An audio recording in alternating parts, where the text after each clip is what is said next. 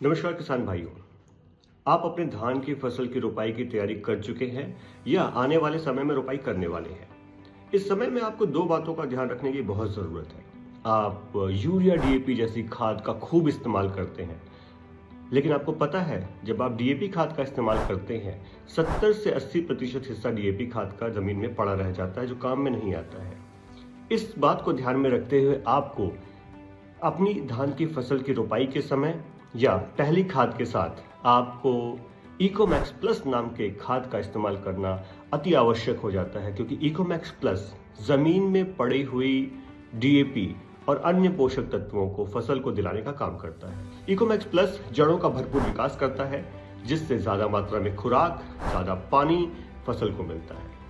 फसल को खुराक मिल गई, पानी मिल गया, ये दो चीजें मिल गई, ज्यादा मात्रा में फिर टिलरिंग विकसित होती है, टिलरिंग ज्यादा आते हैं और टिलरिंग ज्यादा है तो बाली बनने के चांसेस बहुत ज्यादा बढ़ जाते हैं, ज्यादा मात्रा में बाली भी बनेगी। अब हम किसान भाइयों को ये समझ में आता है कि अगर बाली ज्यादा बनी, दाने ज्यादा भरेंगे और पैदावार भी अच्छी आएगी।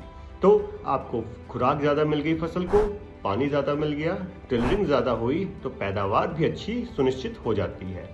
और साथ ही जमीन में पड़ा हुआ खाद जो किसी काम नहीं आता था, वो काम आना शुरू हो जाएगा। तो आपकी फसल को इस बार इकोमैक्स प्लस बुआई के समय, रोपाई के समय या अपनी फसल की पहली खाद के साथ इकोमैक्स प्लस का इस्तेमाल करना है।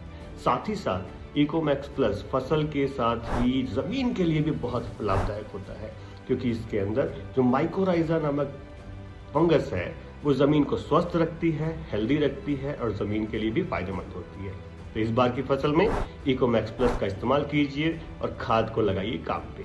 Thank you.